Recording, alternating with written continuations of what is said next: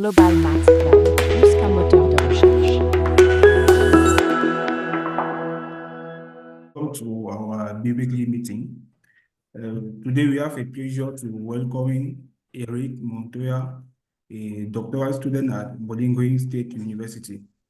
He's going to talk about the different property of some dynamic system. And Eric, I am going to give you the floor. Welcome and good presentation. Thank you. Well, thank you very much for me.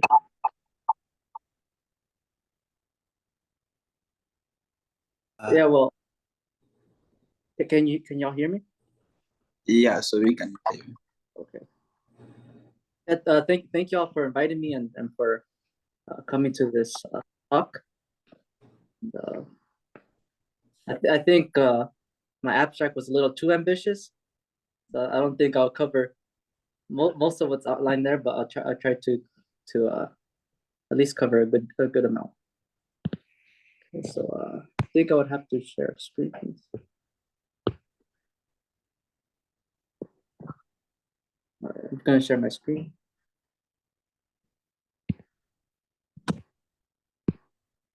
So y'all can see my screen, correct? Yeah, so we can see us. All right, so first we're gonna go over some just basic notation. So I'm gonna denote this field as it being the reals or complex.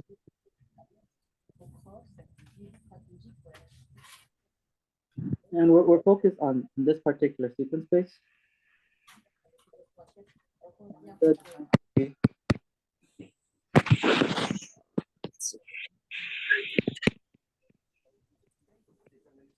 The sequence space.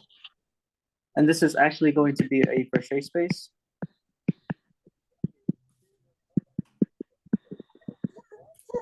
This is by the following increasing norms.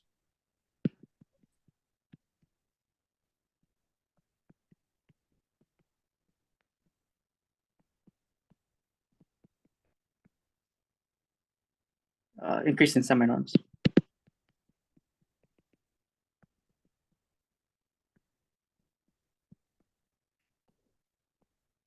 So here we denote the F norm.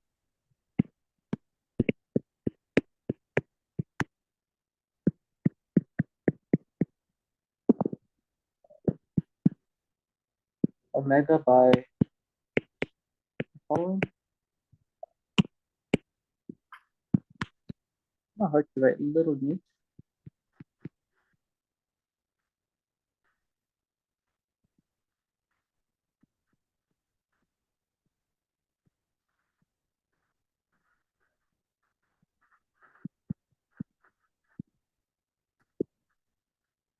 So as you can see here, I assuming certain notation also.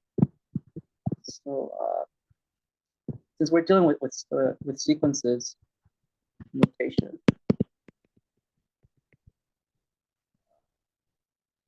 X usually denotes something like this. And if you have something like this, I'll usually denote this as this sequence.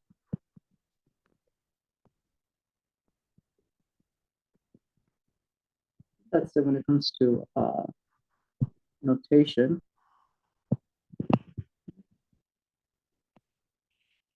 And one thing to notice is that this is not a norm.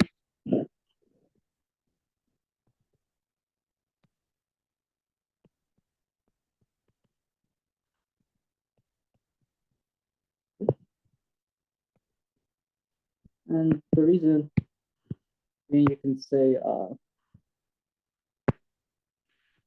that EN be like the usual unit canonical sequence is defined to be equal to 1,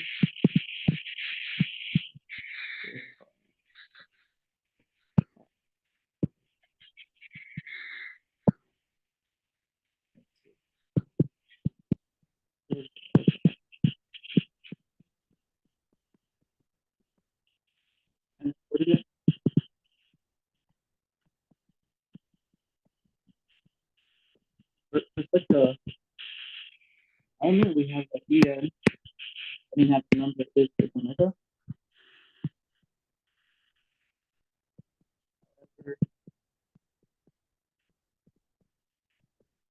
Have that the F norm of En is equal to twice.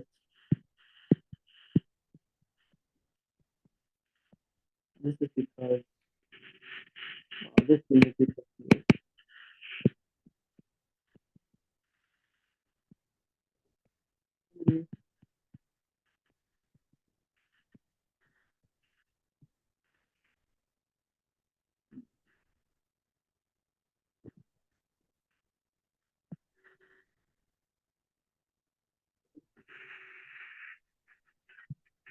notation.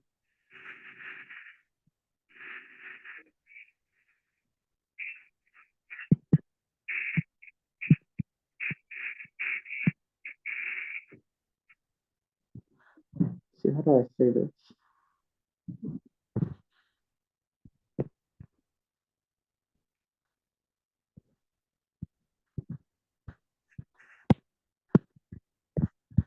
En is equal to sequence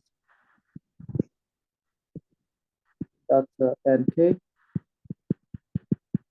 This is the current for delta. So better to have this in terms of sequences, so then we can introduce it here.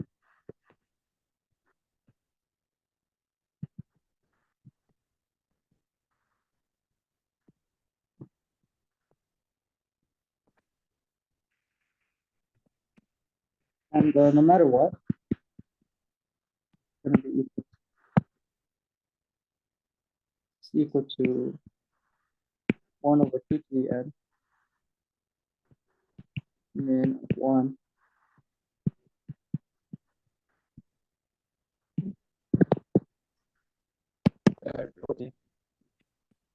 is equal to this. And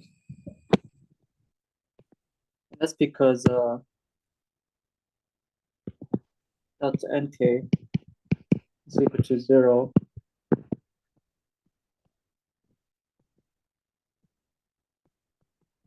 Okay, and it's equal to 1.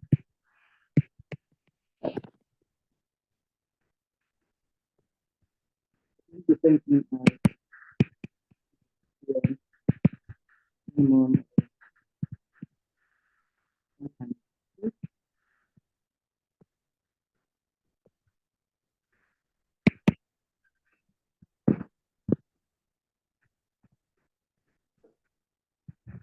equal to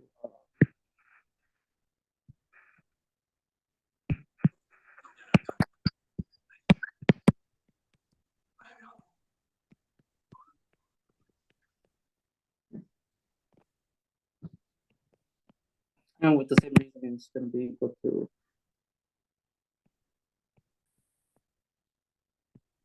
Please, I don't get what you are saying.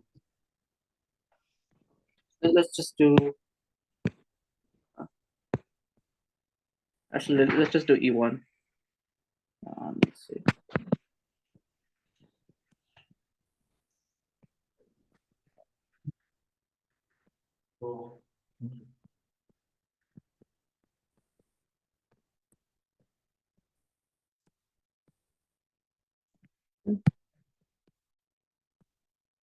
Let's do equals this.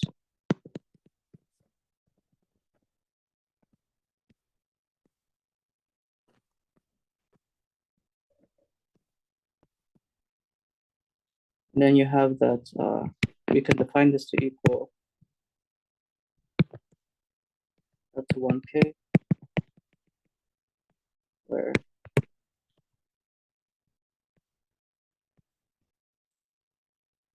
it's equal to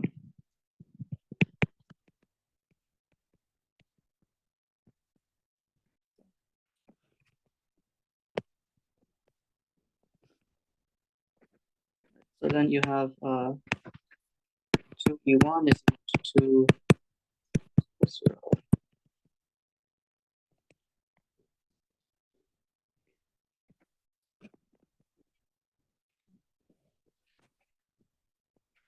Oh, yeah, I think I made a mistake. So we have this. And we have E1.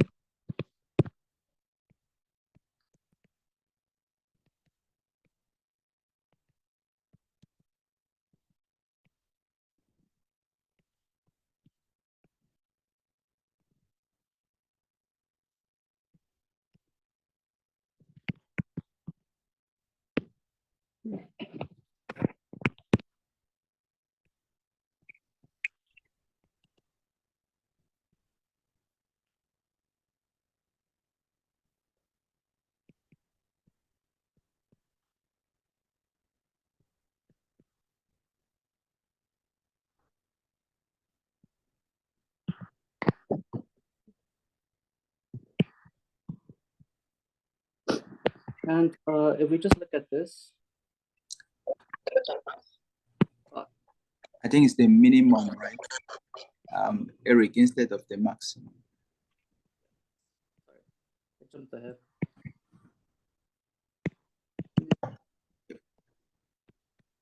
This, Okay. yeah.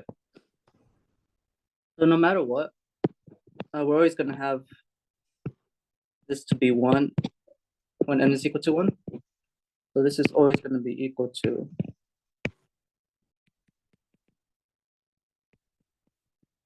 this. For any choice of k. So it doesn't matter if we put this to be 2.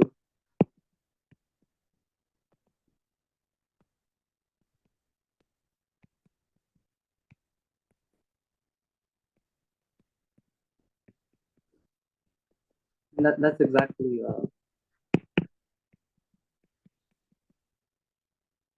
this thing.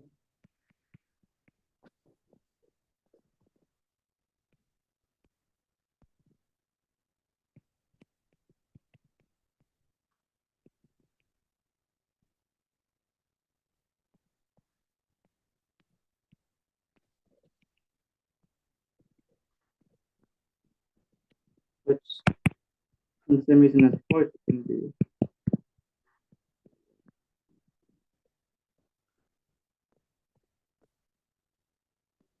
so we have that 2 E1 equal to E1. In other words, E1 does not equal because E1 does not.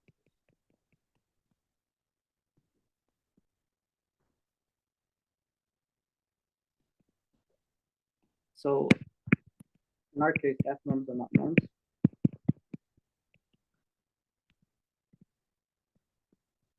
So we use the same notation. Any questions so far?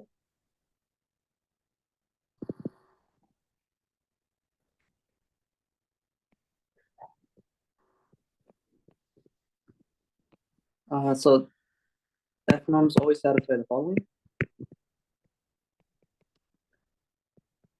So they're maps in the space. We say omega to positive reals. Where you have subadditivity, so you have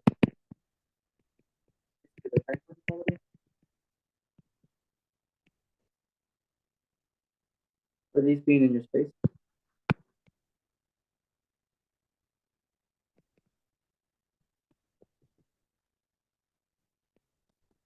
We also have the following, that if modulus or absolute value of lambda is less than is at most 1, then you can have the following.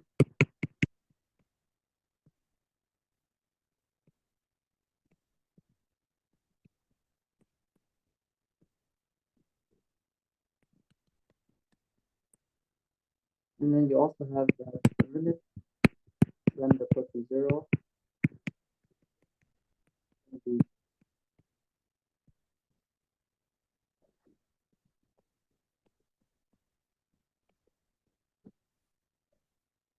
And we also have separation. So we have that if this is equal to 0, then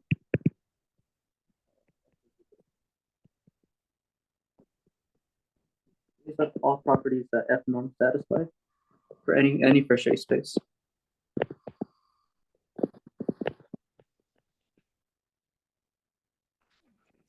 Now we're focused the neat thing about this space.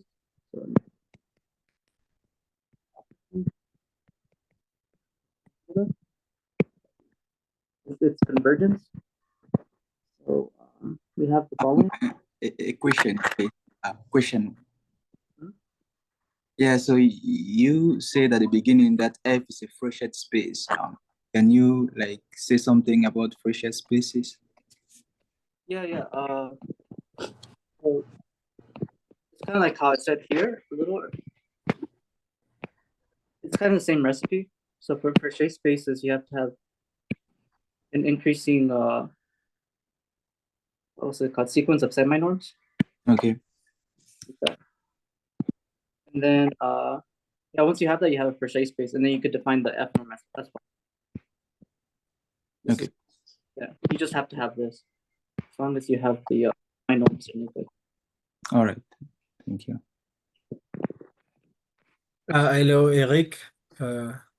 Maybe before you can continue, I would like to know this F is stand for Fréchet? F norm.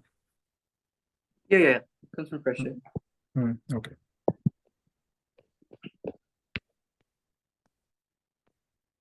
So the nice thing about this space is it's convergence. So if you have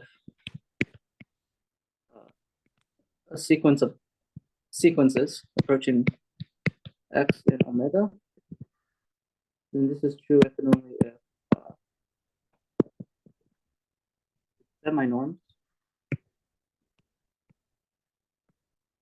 This is true for any. So far, the first equivalency is true for any Fréchet space. Goes to 0. That's not so hard to see from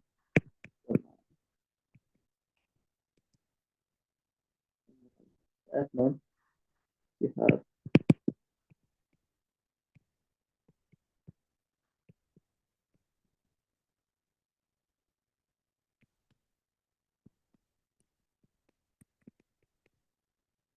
that.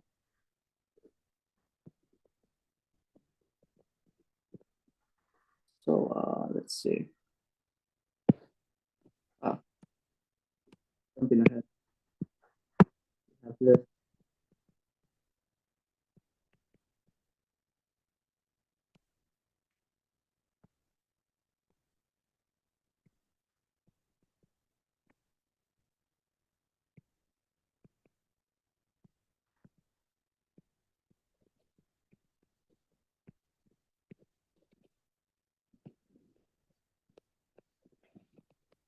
Then this is the nice part.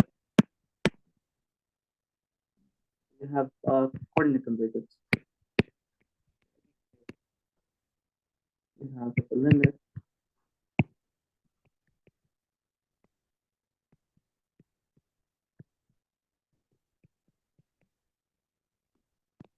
This coordinate convergence.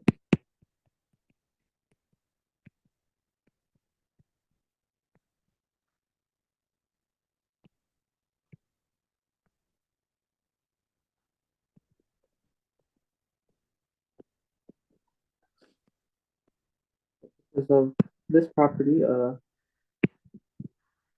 want to deal with similar types of spaces. So I'm going to define a Fréchet sequence space or a Banach sequence space. So we call X, which is a, let's see, call X a Fréchet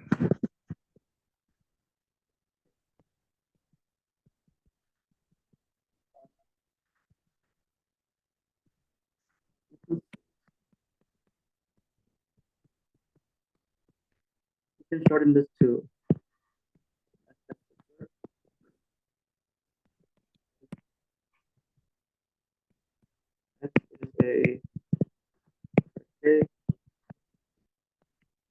Banach,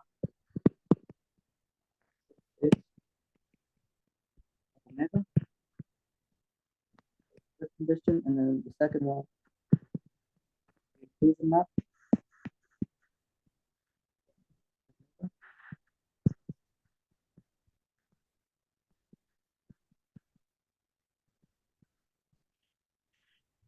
Let's continue. So the continuity of inclusion map implies coordinate conversions.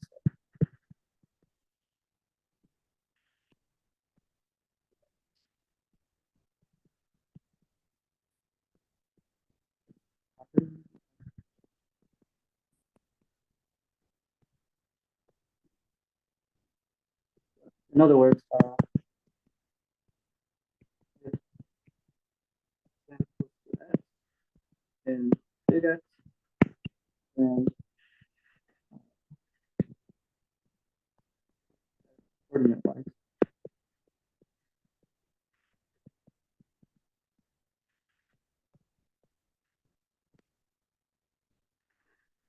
On the other hand, we also have the following. So if on the other hand,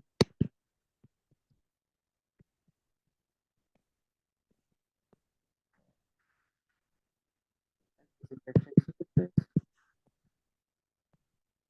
and if oh no, this is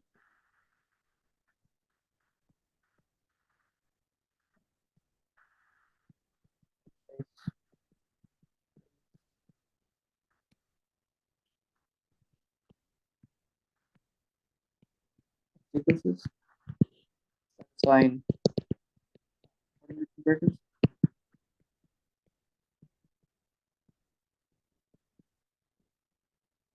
then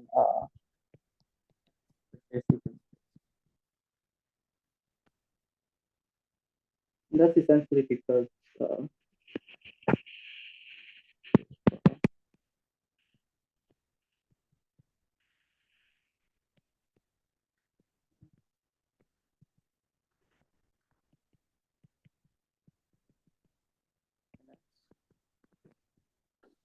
then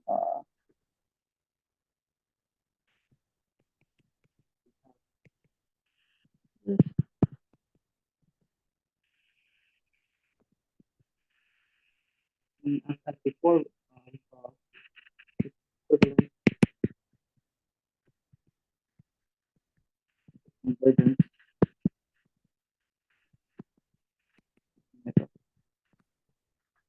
which means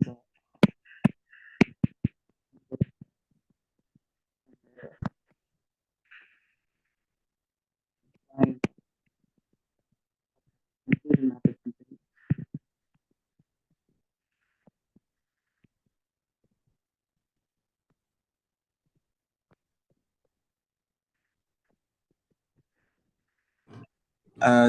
Sorry for stopping you, Montoya.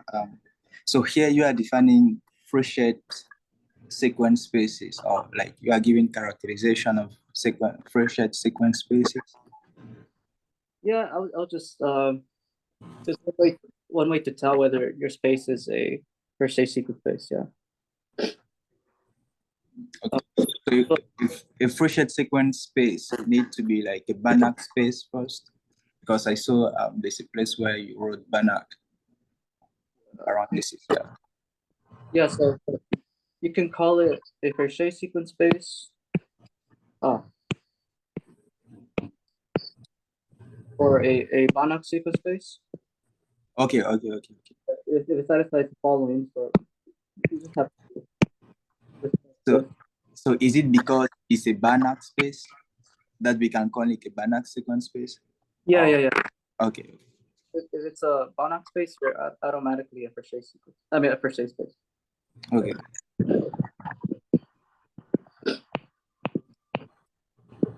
But I don't have to keep saying what's it called. Fréchet slash Banach sequence space. Yeah.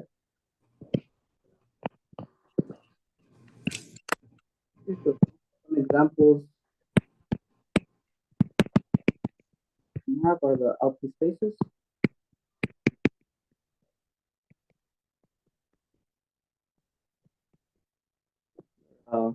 So when P is finite, you have the P summable sequences. So I accept that.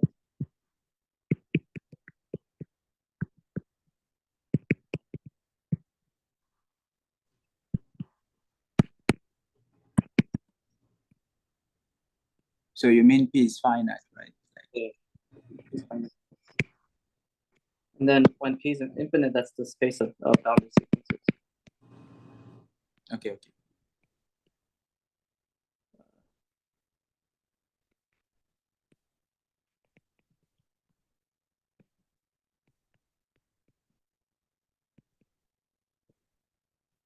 These are all Fréchet sequence spaces. There are Banach sequence spaces. We also have C0, which is the space of vanishing sequences. So it's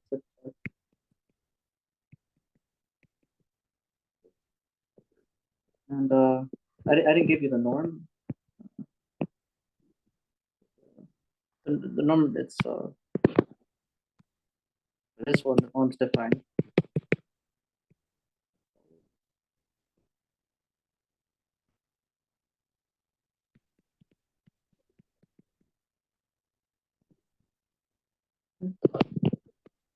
And for this one, the norm is defined.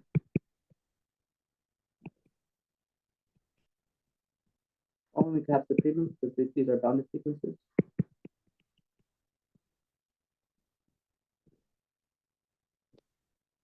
And C0 subspace.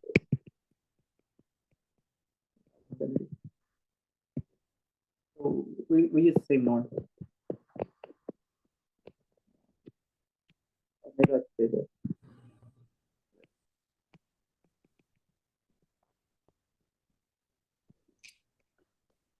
A question. Yep. Yeah, so you mentioned that we don't really need to have a norm on a Fréchet space. That's correct. Yeah. Yeah, and do you have like any example of Fréchet sequence, Fréchet sequence spaces where what we have inside is not a norm, like because like LP, L infinity, C0, all of them have norms. Yeah, that's correct. Yeah. So for example, we can think of so far this is not going to be a sequence space, but we can translate this to a sequence space. So we can think of the space of entire functions.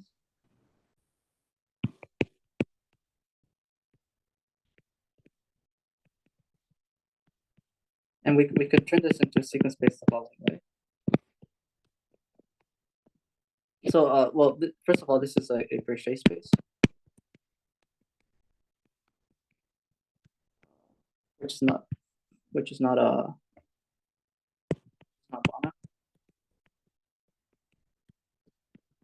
This has semi-norms, increasing semi-norms.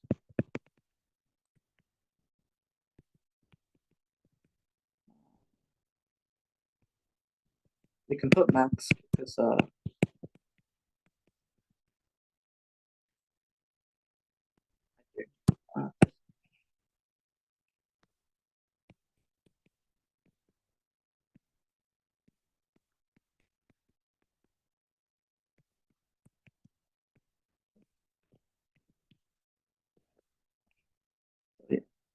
these are entire functions, so they are continuous. They're on a compact set, so it's going to be bounded. This is a sequence of increasing semi-norms. But you can turn this into a sequence space by the following. Every entire function has the following series.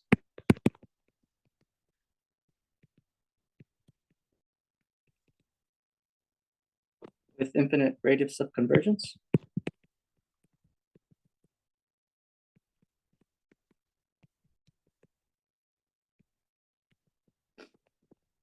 So you can turn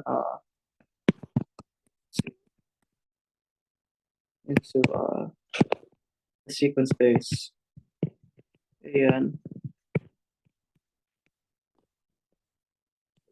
limit n goes to infinity.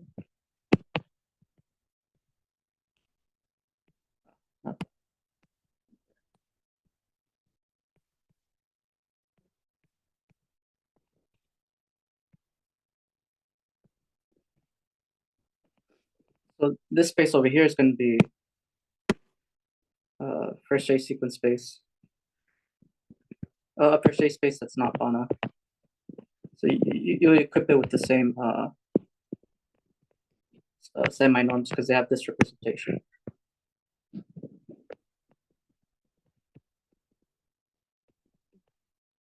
Is that good, Patrick?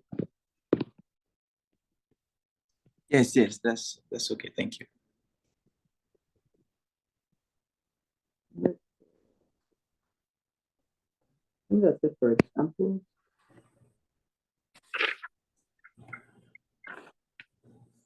Okay, so now I focused on weighted shifts.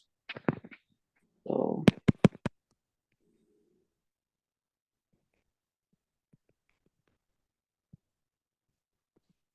they're going to be in the following form. You have a weighted sequence. Sequence.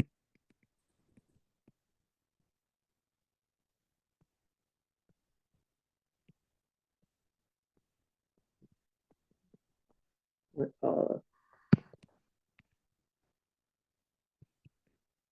non-zero term. And then you define backward shift, weighted backward shift.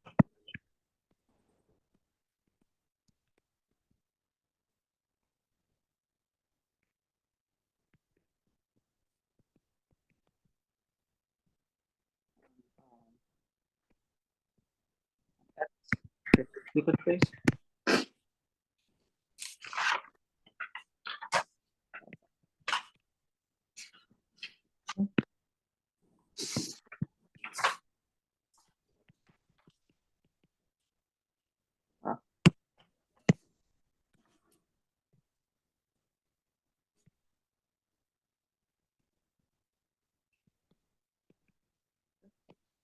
This is just equal to b2 x2 b3 x3.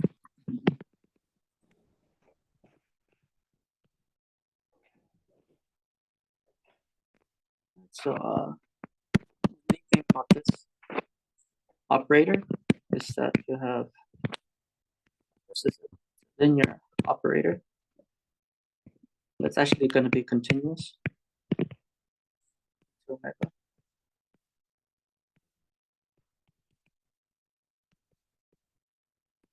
we'll show with the closed graph theorem. So it's continuous.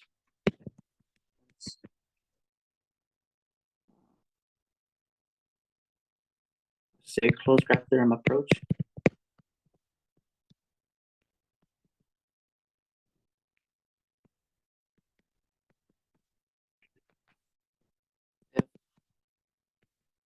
Have the following.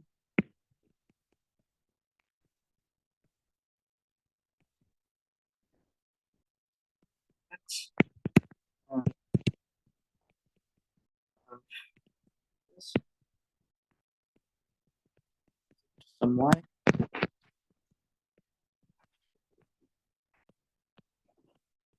And x by completeness.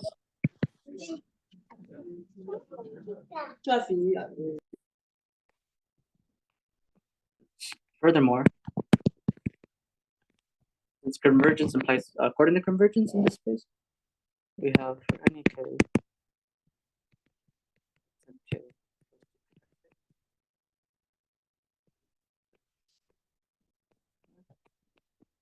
Then we notice the following. So we have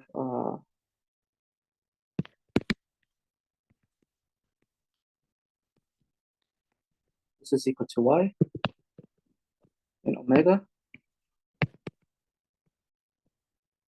This means for any k, yk equal to the limit to infinity of the kth coordinate of this. Maybe I'll write it out. I'll write it out over here.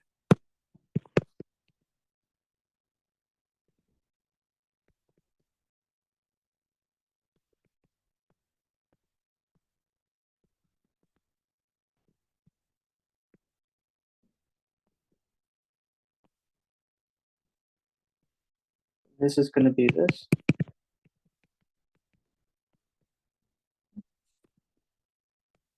This thing is just a constant, so you can pull it out.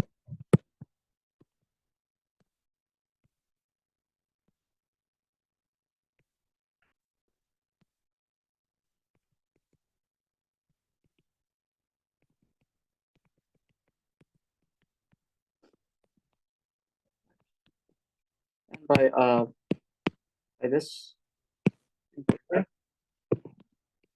have it's equal to wk plus 1, xk plus 1. The same thing as this.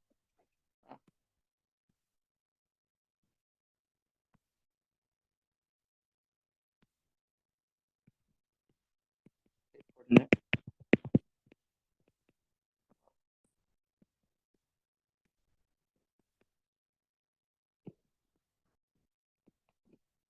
And this means that it's equal to following. So because of this,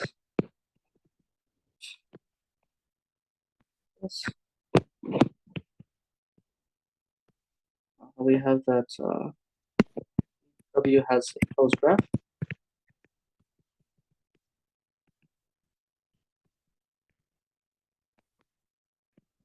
Or closed graph theorem.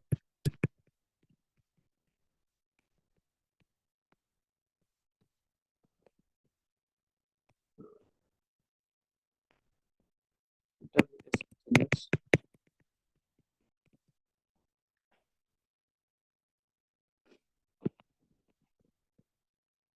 And we will use the continuity of this a lot.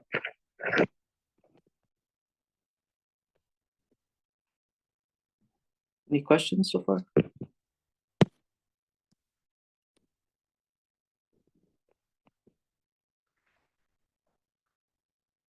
All right, so first I'll state a theorem, and then I'll try to explain what each term means.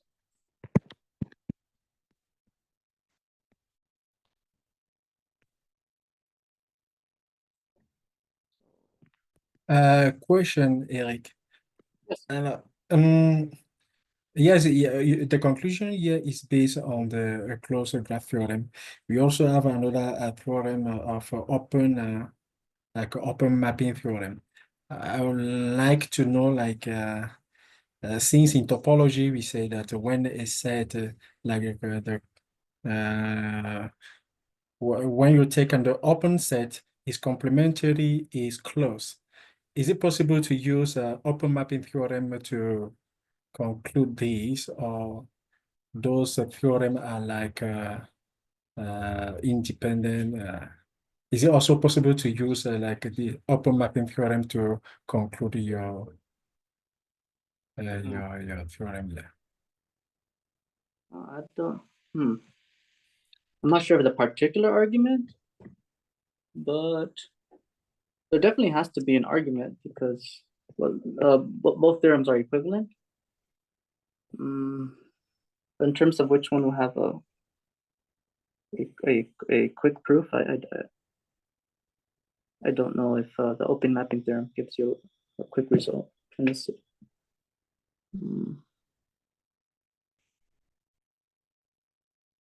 I think maybe the issue with the open mapping theorem is that sometimes we need subjectivity of the map, and sometimes it's not very easy to show, like, because you need the map to be open and subjective.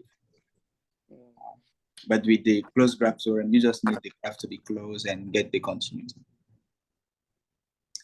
Does the surjectivity have something to do with the closed graph? Yeah, yeah, you don't need surjectivity for the closed graph. Okay. Or I say no.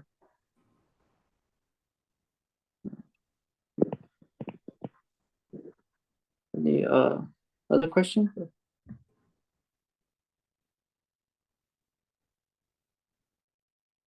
Okay.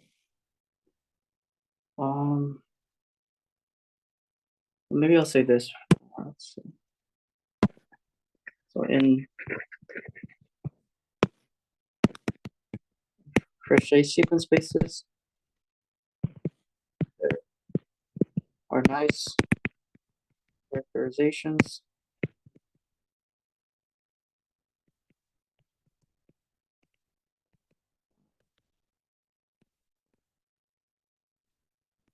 Cyclicity, mixing,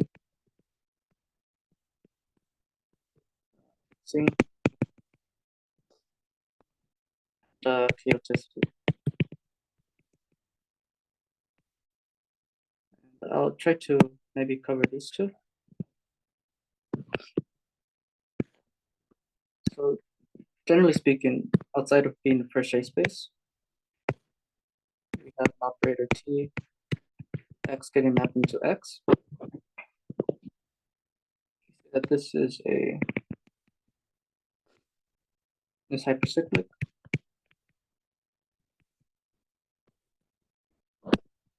It exists a vector such that the closure of the orbits under T is going to be dense.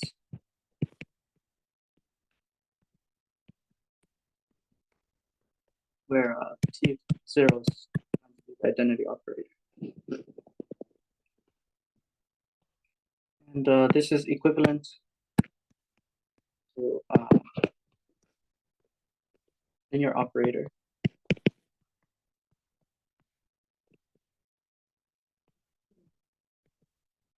Fréchet space.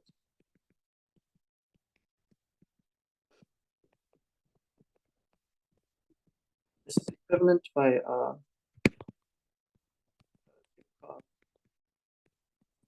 term. For any will be open in X. There exists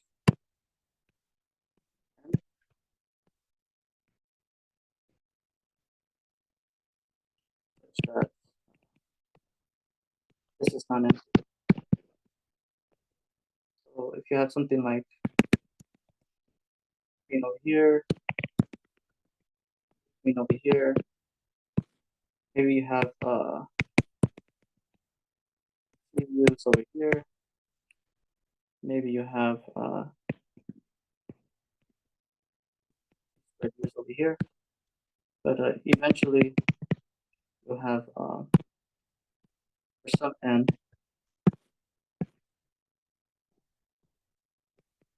and intersect B.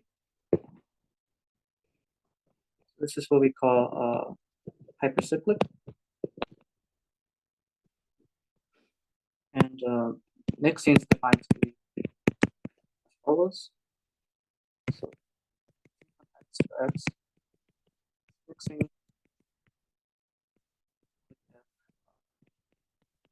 This is hypercyclic.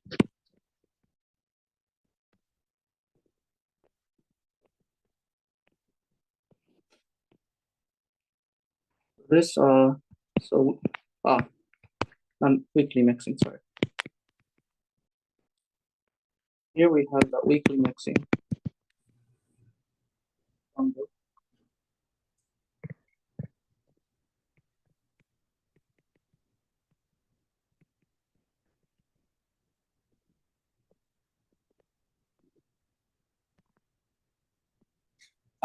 Maybe a question before you move on. Yep. Yeah, so can you like go back on the definition of hypercyclicity? Yeah. Good, yeah.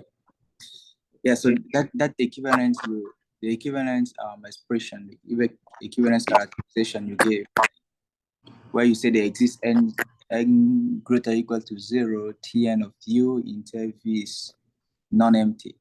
Yeah. Like I'm concerned about the for all u and v. Oh, they have So to I be don't know. Is it? I feel like it should be for all b and there exists a u. Like I don't know if because this in general. Yep. Because in general when we try to characterize dense set of a topological spaces, we just want any open set of X to intersect that set. And when you say for all U, I feel like it's too much. Like it's a very strong argument. Like we just need the existence of a U, or maybe this theorem is giving something stronger. I'm not sure. This is very strong. Yeah. Yeah. Of course, it cannot be empty as well. For any non-empty open set satisfying this. Yeah, it's very strong. So this theorem is not just the normal characterization of density. Yeah, so it's not the normal characterization. Okay. This operators satisfy this are called topological quantity.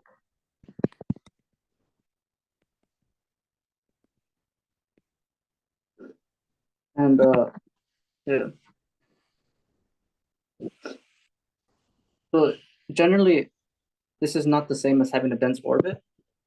It's not the same, but for linear operators,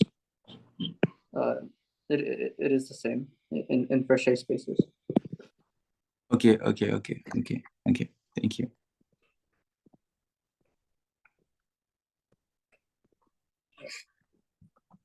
Okay, get to the theorem. We say that it's a Fréchet sequence space for which and the standard canonical basis, Schauder basis, and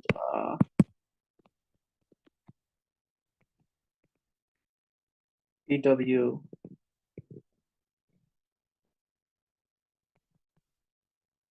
I'll say B and then I'll say what B is.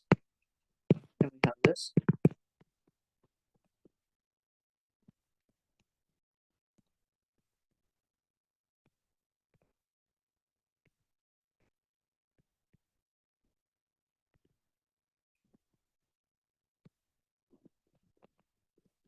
And all in are equivalent.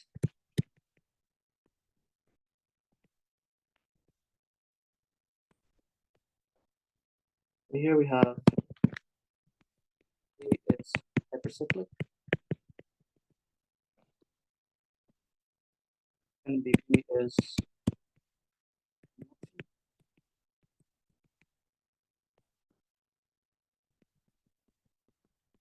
and the last thing is going to be there exists increasing positive satisfying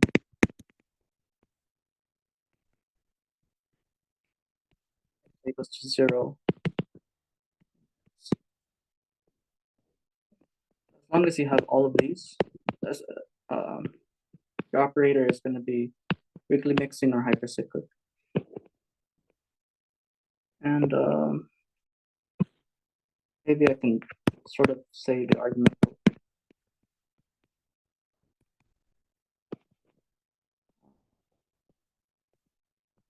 So for this argument, suppose A is hypercyclic. Then you take arbitrary epsilon greater than 0 and natural numbers. And then the goal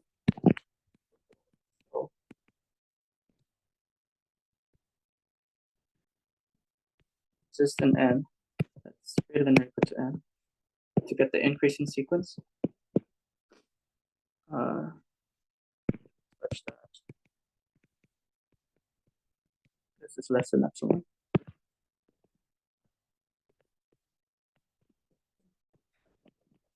So because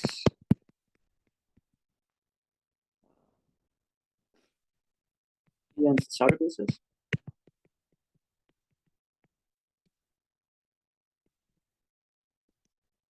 we have the following. So for any element, we have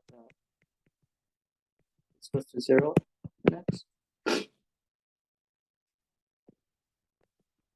In particular,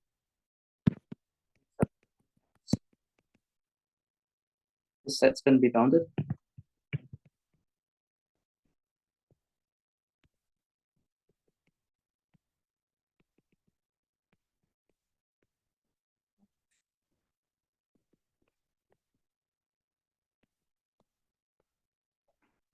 So we have, so for Fn defined as basically this.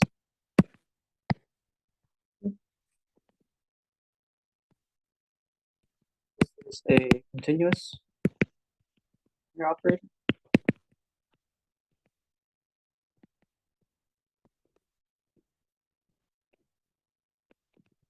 So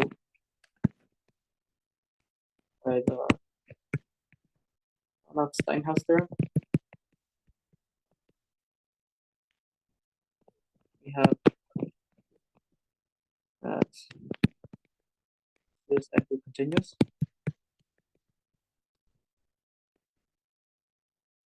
So this means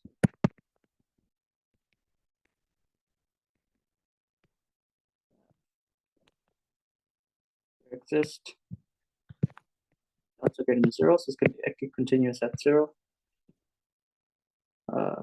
such that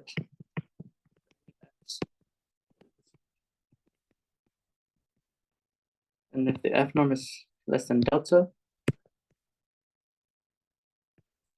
then this is going to be less than epsilon over 2 for any.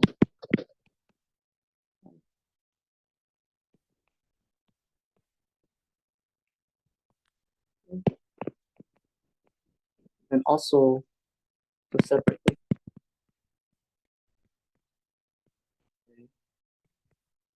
coordinate convergence, we have that property because X is a Fréchet sequence space. It exists in eta greater than 0, such that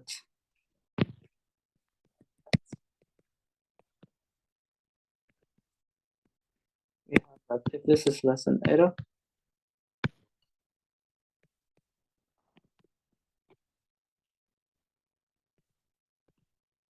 first coordinate, yeah, most 1/2.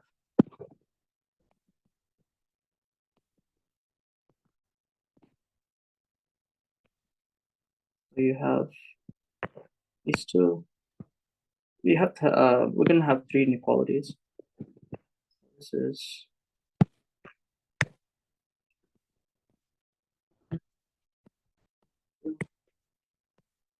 and this is where you use hypercyclicity of B.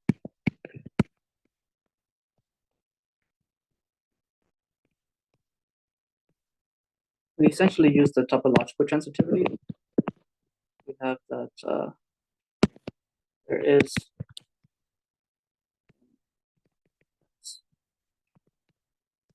big X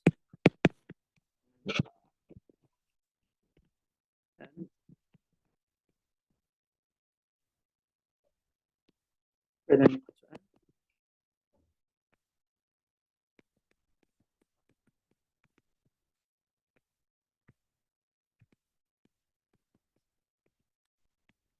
This is less than delta.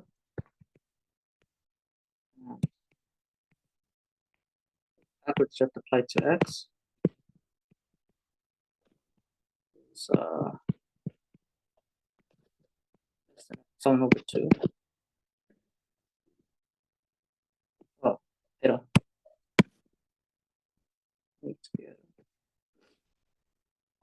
And that's because the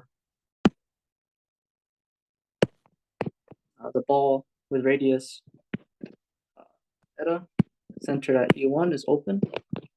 The ball centered at 0 of radius delta is an open set. This is the topological transitivity route of hypercyclicity. Okay, so this particular x, we have the following.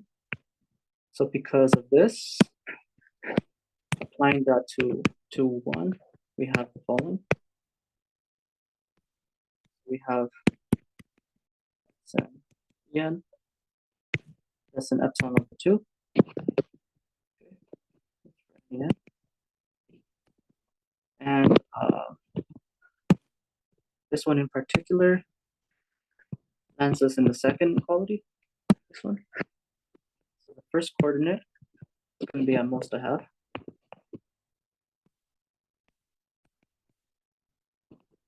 And the first coordinate of this is going to be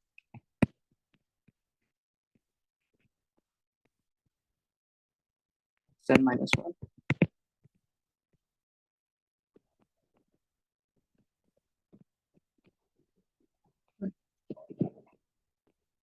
So in particular, this means that in the inverse triangle inequality, xn is greater than a half. Means that x is non-zero, so you can think of something like this.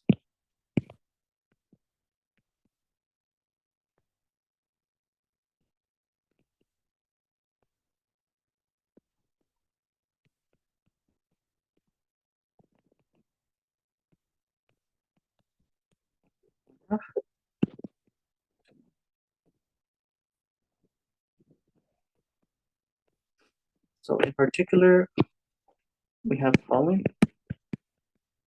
Yeah. Equal to inverse minus 1. Yeah. Plus xn yeah. Wait.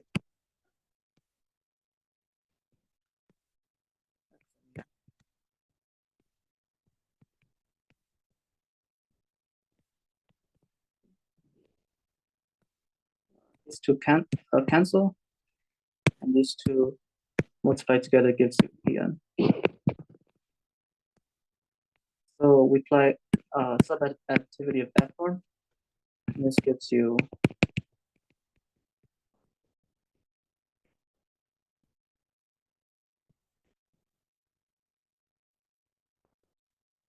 and then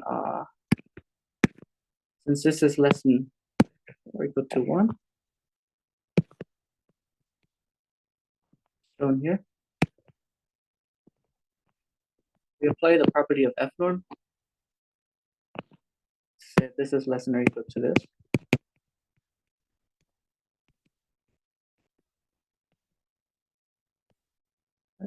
So that's less than that's 1 over 2. 1 over 2. So indeed, there exists an increasing sequence of positive integers satisfying n equals to 0. It just proves the 1 implies 3. And, I think I'll just end with that proof and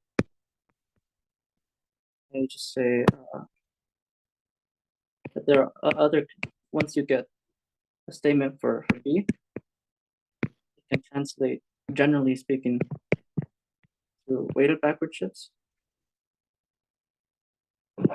So we have a similar result for weighted backward shifts.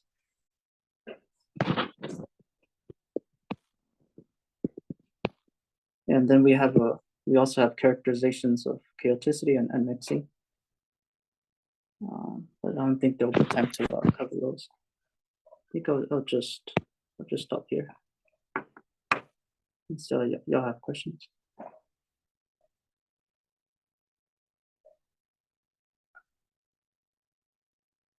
Any questions? Or no? But my question is not on this part. I would like to go back to like the relationship between that weakly missing and hypercyclicity. I can see you said that weakly missing contain hypercyclicity. I don't, okay, I want you to go back to that explanation because usually we use that symbol for sets. Yeah. Oh yeah, I was being very informal. Mhm. I think what I mean is that what is it called? If you're weakly mixing, then you're hypercyclic. So weakly mixing implies, and that's because Okay. yeah, it's essentially because you have you take any arbitrary U V open X,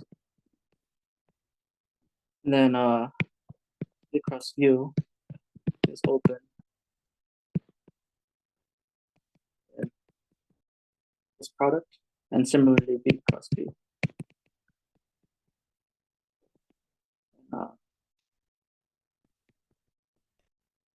This means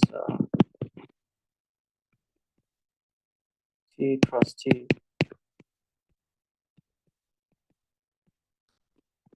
sum n.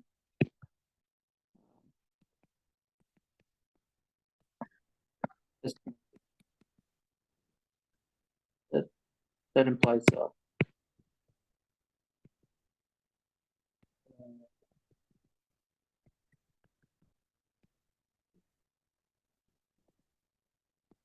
that's essentially why weakly mixing implies hypercyclicity. Okay. Thank you. Any other questions?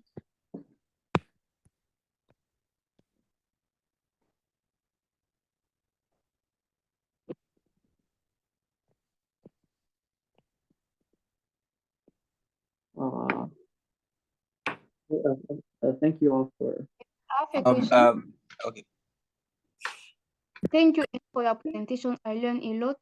I wanted to know if there is any advantages, like, okay, there is many kind of set of space that we work on. So what's the main on having the main advantages of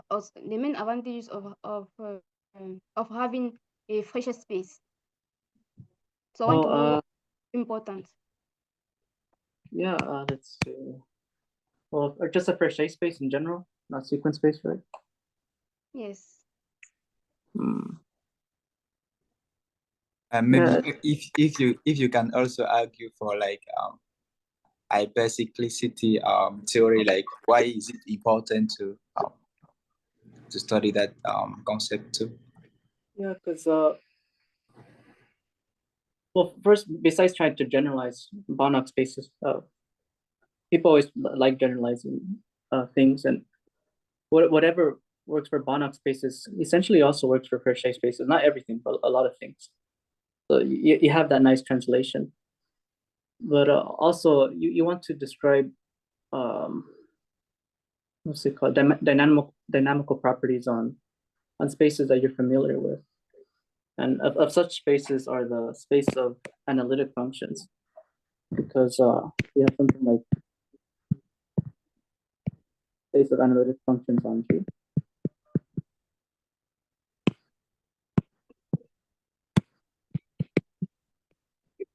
This is a very common space of analytic functions. And something as simple as a differentiation operator. So I'll just say has interesting dynamical properties.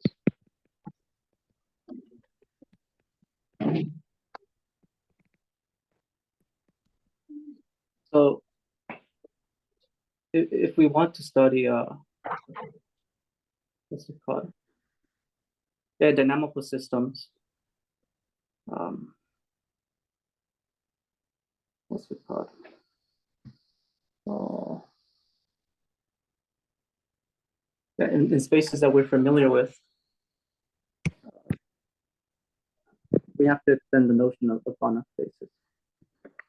And the interesting dynamical properties I'm talking about here is its chaoticity. So differentiation operator is actually chaotic.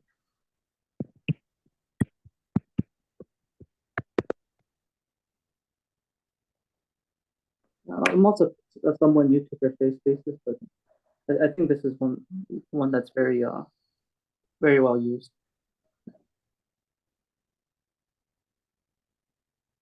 Okay. Yes. Thank you so much. Thank you. Yes.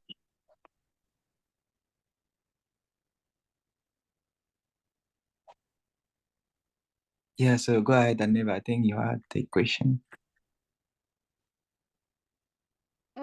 Maybe if I just want to summarize this presentation, I want to see if I notice all the different things that you wanted to show us. Yeah. Okay, first define to us what is the Fréchet space, and then you introduce a sequence Fréchet space, which is Banach Fréchet space. After that, you talk about weighted Banach space. Yeah. And then I don't know I don't know the like what's the M between a The weighted connect- Banach, the connection, yes. Okay. The connection between A weighted Banach space and a Banach space. or maybe weighted backward shift. Maybe I pronounced it bad.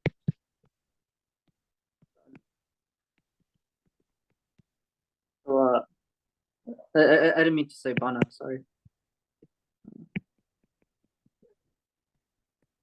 Yeah, but the connection it's only that if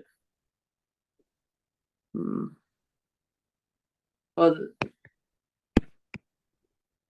just if you have something like this, it's continuous for any Banach space. Okay.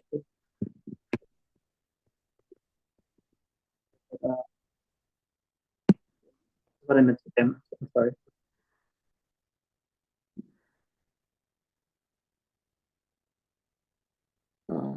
Is this what you're confused about? Just this part?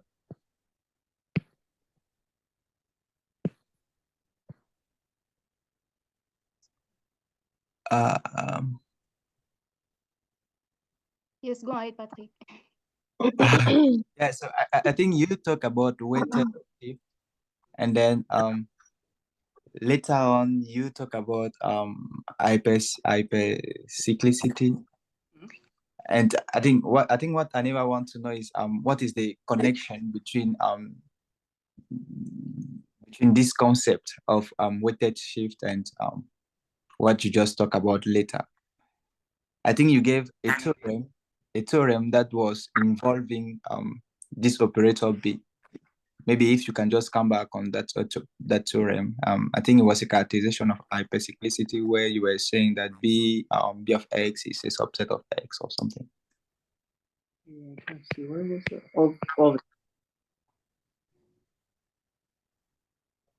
Yeah, so this is a theorem. Okay.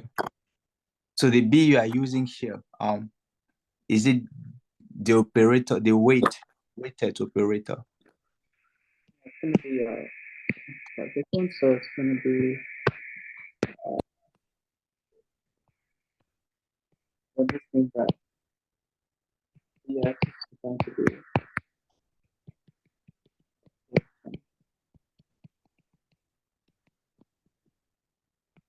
or it's just going to be x2, x2.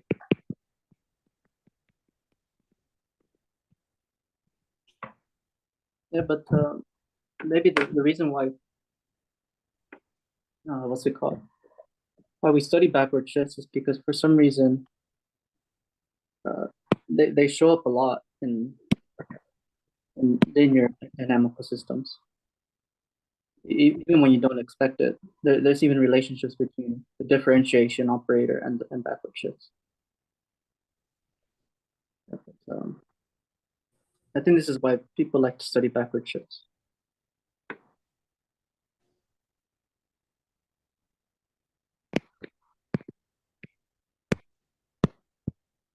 But do you have, remember you asked a particular question. What was that again about the theorem?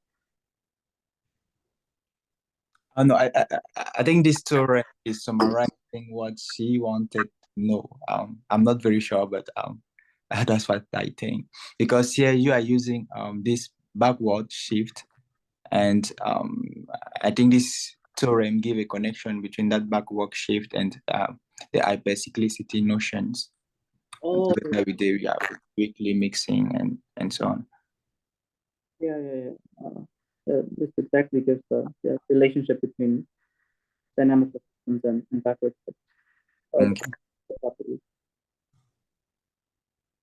But I don't know if there's what's it called? Whether there's always some connection between backward shift, something that's chaotic or hypercyclic. I'm not sure if there's like a nice open problem in that or conjecture. I just know it elusively always shows up from what I've seen. Thank you. Thank you so much. Thank you. Thank you for your presentation. If anyone has a question, they can ask it, even if the question were asked during the presentation. Pas de question? No question? Okay.